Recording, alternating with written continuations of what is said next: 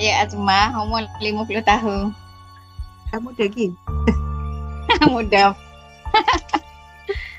Saya ni memang tak pandai baca Quran, tapi lama dah nak belajar. Malu je. Tapi tengok Haraki di TikTok ni saya rasa boleh ni, rasa nak belajar ni. Rasa pun mudah faham. Lepas tu saya pun terang.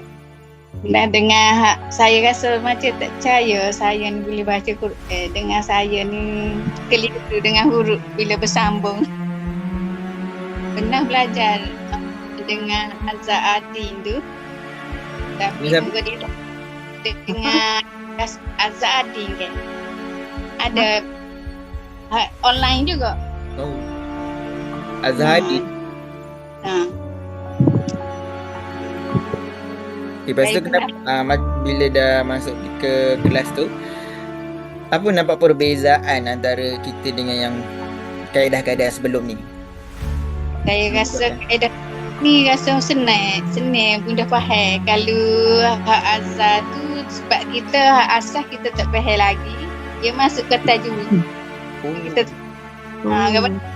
dia nak ambak muka kita ni tak mengenal lagi kan.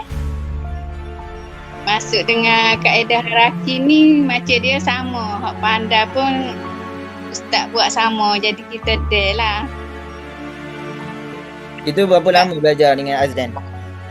Azdan tu 2 tahun juga. Tapi saya tak boleh nak baca Quran lagi. Ya, biar saya nak terang dengan kaedah Haraki. Tapi dengan kaedah Haraki ni alhamdulillah. Saya rasa saya tak percaya saya boleh baca Quran.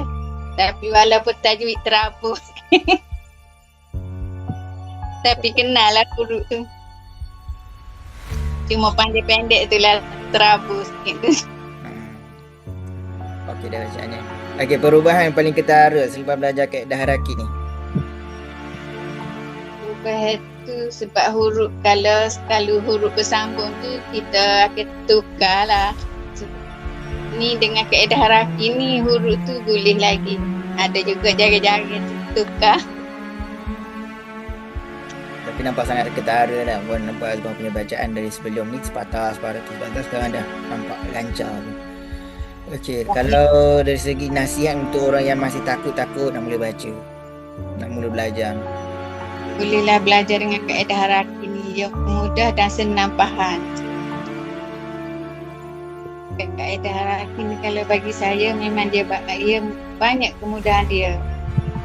Maknanya dengan saya ni tak pandai baca ni, siapa kau boleh baca Quran ni, saya rasa tak kata lah. Baik, terima kasih Pak Azmah atas perkongsian. Lepas itu kepada Pak Masni. Pak Masni dah bersedia tu. Boleh lepas ni jemput Pak Masni.